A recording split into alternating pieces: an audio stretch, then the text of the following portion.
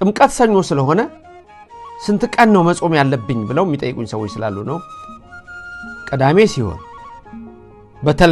በተለይ እሁድና ሰኞ ሲሆን ትልቁ ቁልፍ ነገር እሁድና ሰኞ ሲሆን ምክንያቱም ከእሁድ በፊት ያለው ምንድነው ቅዳሜ ነው ከሰኞ በፊት ያለው ምንድነው እሁድ ነው ስለዚህ እዚህ ላይ እንዴት ነው ጋድ የሚሆነው ምክንያቱስ ቅዳሜ በአመት አንድ ቀን ብቻ ነው የምትጾመው ብላችሁ ስሙ ምግብ ሳይበሉ ከምግብ ተከልክሎ የምትጾመው ቅዳሜ አንድ ቀን ብቻ ነው ቅዳሜ ስዑር ጌታ በመቃብር ስኩብ የሆነበት ማለት ነው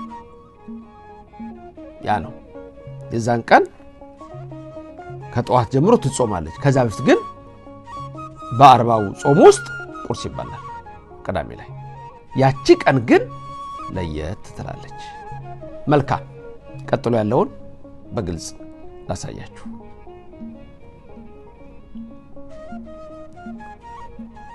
እሱ ጋር የምታዩት መጀመሪያ ግዕዙን ነግራችሁና ከዛ ወደ አማርኛው እንሄዳለን ወለእመ ኮነ ዕለተ በይረሙን ዘውእቱ አስተርእዮ በዕለተ እሁድ አው በዕለተ ሰንበተ አይሁድ ይጾሙ በዕለተ ዓርብ የሚል ቃል ታገኛላችሁ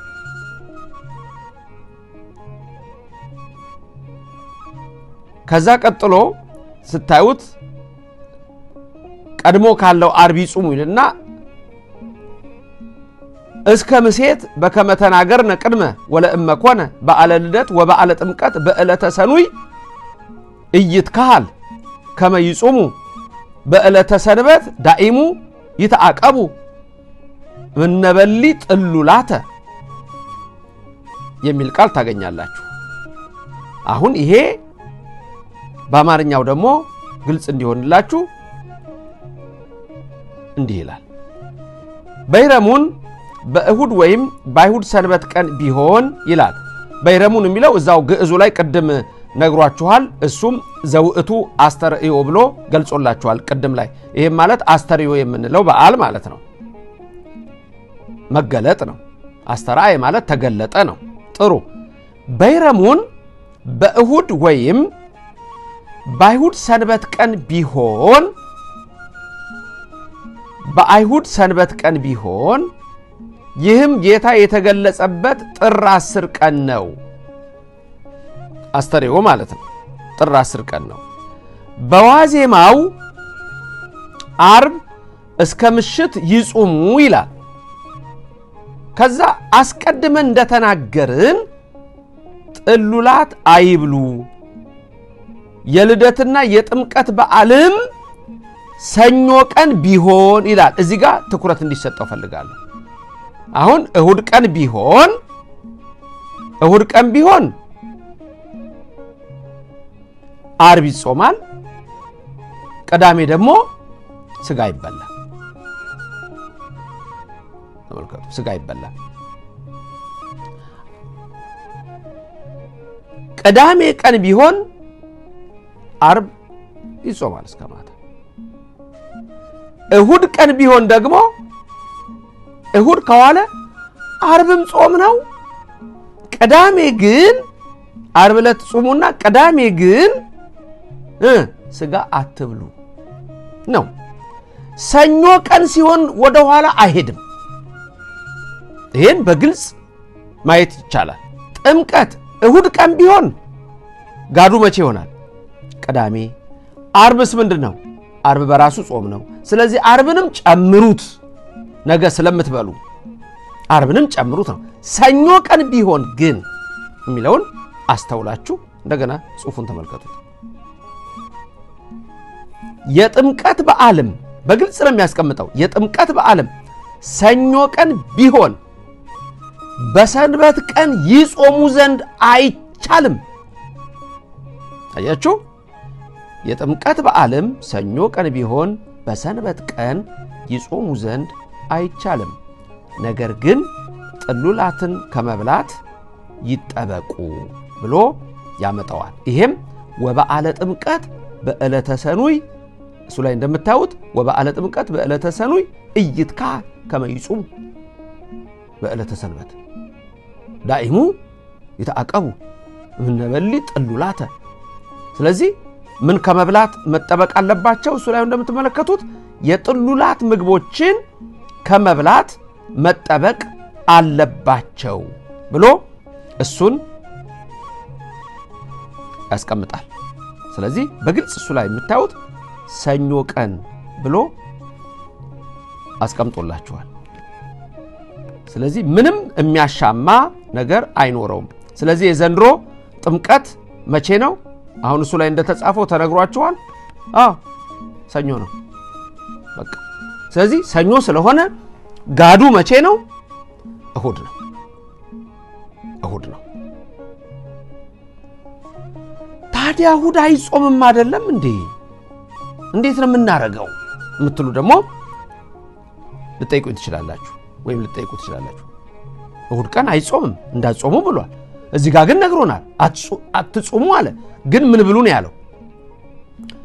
የጾም ምግብ ብሉ ነው።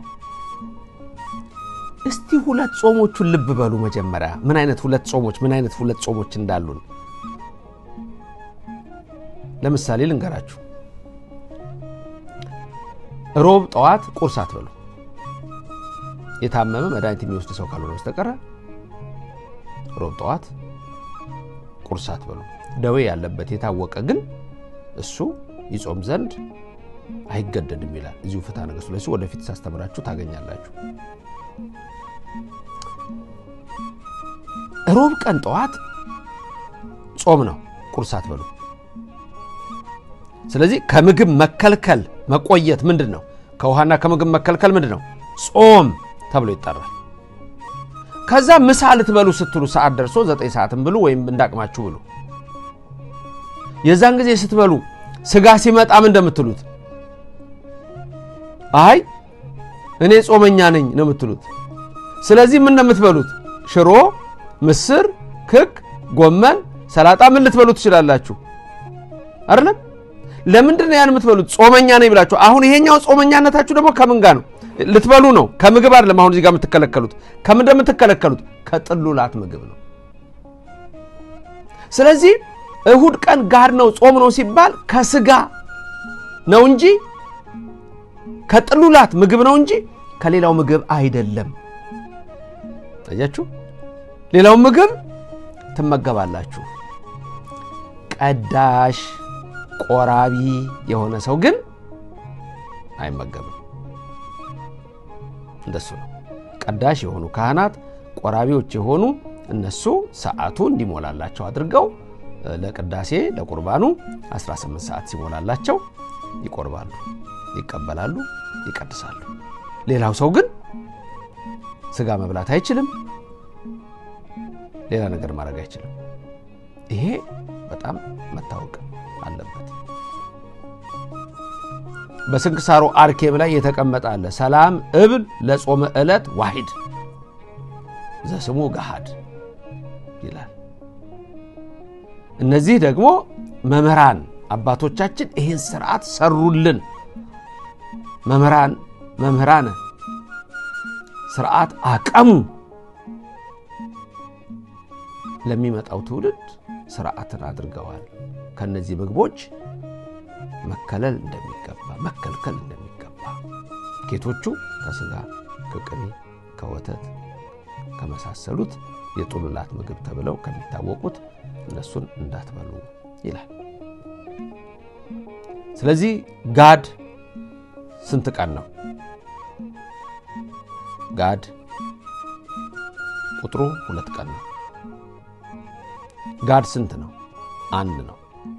የትኞቹ በዓላት ናቸው ጋድ ጾም ያላቸው? ልደትና ጥምቀት ናቸው።